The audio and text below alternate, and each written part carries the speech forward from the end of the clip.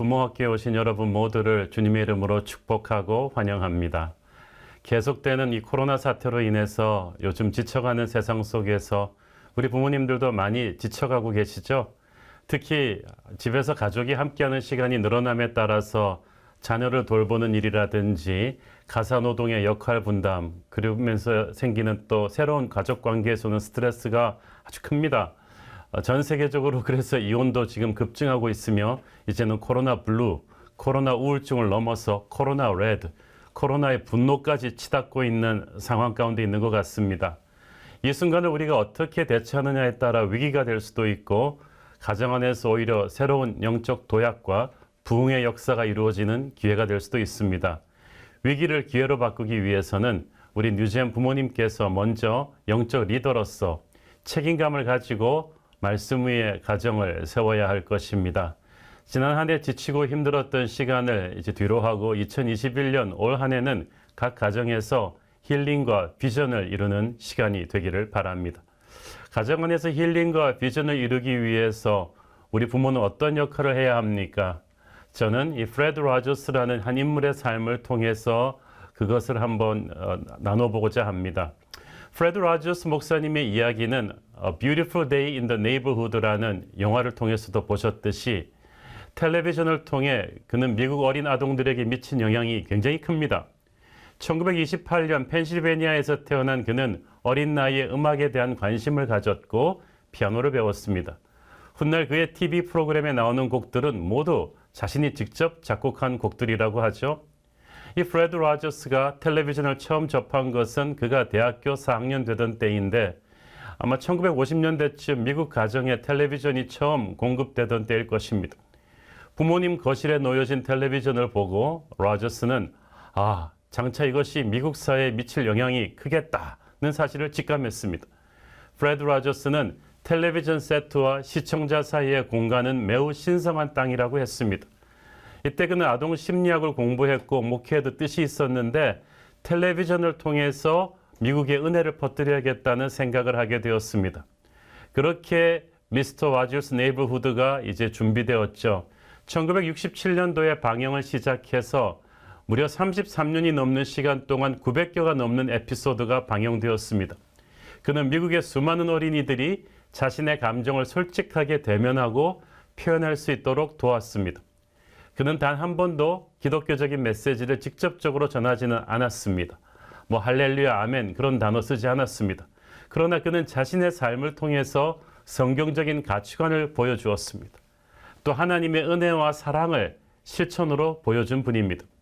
미스터 로저스는 무엇보다도 자기 관리가 철저했습니다. 그가 방송을 시작했던 1967년부터 끝나는 순간까지 33년 뒤까지 그의 몸무게는 변함없는 143파운드 약 65kg이었다고 합니다. 그는 매일 아침 새벽 5시에 일어나 기도를 부탁한 이들의 이름을 일일이 불러가며 중보기도를 했습니다. 그 뒤에는 독서와 집필의 시간을 가진 후에 수영장으로 향했습니다. 미스터 로저스 아저씨의 그 900개 에피소드가 진행되는 동안 단 하루도 그의 몸무게가 바뀌는 일도 그의 하루 생활의 루틴이 변하는 일도 없었다고 합니다. 리더십에 있어서 가장 중요한 요소 중 하나는 바로 이런 셀프 디서플린, 자기 절제, 자기 관리, 자기를 다스리는 셀프 리더십입니다. 톱 리더들은 자신에게 할애된 시간 중 50%를 자기 관리에 힘을 쏟는다고 합니다. 그런 의미에서 로저스는 정말 자기 자신을 다스리는 리더십의 표본이라고 할 수 있죠. 그는 자신의 체중, 생활, 패턴을 관리했을 뿐 아니라 자신의 감정을 다스리는 정서 조절 능력 또한 뛰어난 사람이었습니다. 우리가 이 리더십에 있어서 사람들이 조금 의지할 수 있는 변함없는 존재가 된다는 것이 굉장히 중요합니다. 리더가 감정이 왔다 갔다 한다거나 감정의 기복이 심하고 생각의 변덕이 심하고 항상 리더가 어디로 튈지 모르겠다는 생각이 들면 가정의 아빠 엄마가 그러면 아이들이 어떻게 불안해서 살겠습니까? 국가의 지도자가 그렇게 예측할 수 없는 존재라면 우리가 어떻게 그를 믿고 따라가겠습니까? 리더는 밤하늘의 북극성처럼 항상 사람들이 예측할 수 있는 정서적으로, 지성적으로, 또 영적으로 반듯하고 변함이 없는 신실함이 있어야만 됩니다. 라저스 아저씨는 바로 그렇게 자신을 다스렸습니다. 그래서 항상 그를 바라보는 사람들은 항상 라저스 아저씨는 변함이 없는 분이구나. 항상 정직하시고 깨끗하시고 항상 따뜻하신 그런 분이기 때문에 언제든지 달려가서 의지할 수 있다. 그런 편안함을, 확신을 사람들에게 주었죠. 라저스의 아내 조앤은 여러 매체와의 인터뷰를 통해서 자신의 남편이 결코 성자가 아니라는 것을 확고히 전했습니다. 왜냐하면 보는 사람마다 성자랑 사니까 기분이 어떠냐고 물었기 때문이죠. 라저스도 역시 사람이었기 때문에 감정이 요동할 때도 있었습니다. 분노나 슬픔을 겪을 때도 있었죠. 그러나 라저스는 그런 부정적인 감정에 휩쓸리기보다는 어떻게 그 감정을 다스릴지, 어떻게 그 감정에 반응할지를 잘 아는 사람이었습니다. 라저스 아저씨가 매일같이 반복했던 루틴, 수영을 한다거나 피아노를 친다거나 하는 그런 루틴은 그로 하여금 이런 감정이 솟구치는 순간에도 자기의 그 마음 중심이 흔들리지 않도록 붙들어주는 꼭 배 닷과 같은 역할을 했습니다. 라저스 아저씨는 항상 이렇게 말했습니다. 아이들이 자신의 감정을 자연스럽게 표현할 수 있도록 도와주어라. 슬플 때는 울게 하라. 기쁠 때는 웃게 하라. 다만 그 감정들을 잘 통제할 수 있는 길이 있음을 보여주었습니다. 예를 들어 분노의 감정을 잘 다스리게 하는 게 중요한데 자신은 화가 나면 힘껏 피아노를 치거나 열심히 수영을 한다고 했습니다. 그래서 아이들한테도 찰흙을 때리며 만들거나 그림을 그리거나 빨리 달리거나 하면서 다른 사람에게 상처를 입히지 않고도 분노를 해소하는 길이 있음을 알려주었죠. 서구 선진국의 명문 초중고등학교에 보면 하루에 몇 시간씩 반드시 운동을 하게 되어 있습니다.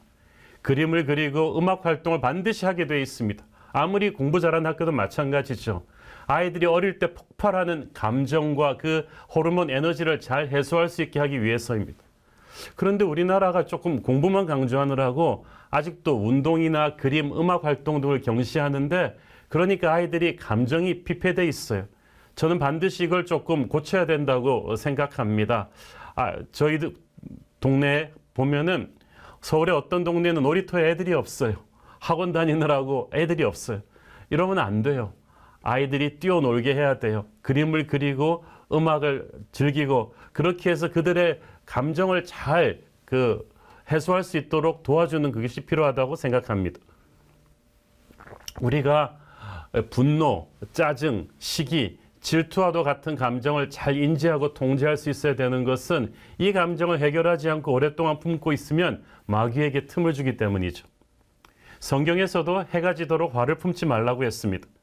분노와 같은 감정을 해소하지 못하고 마음에 계속 꾹꾹 누르고 있다 보면 어느새 내가 감정을 지배하는 게 아니라 감정이 나를 지배하게 되죠. 그래서 부부싸움을 하다 보면 도대체 처음에 무엇이 싸움의 발단이 되었는지도 모르는 채 계속해서 감정에 이어져 가는 경우도 많아요. 부부 사이에, 엄마와 아이 사이에 갈등과 감정을 쌓아두지 않고 해결하는 건 중요합니다. 가정은 하나님 안에서 이루는 믿음 공동체거든요.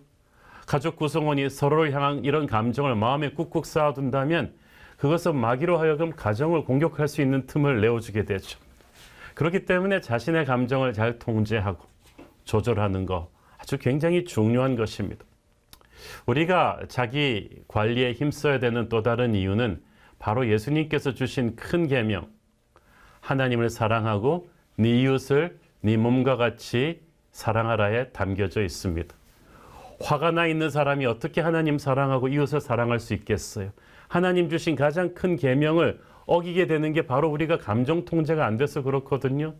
또 보통 우리는 이웃을 사랑하라는 앞부분에 집중하지만 그 이상 중요한 것은 바로 뒷부분인 네 몸과 같이 사랑하라 as you love yourself라는 부분입니다.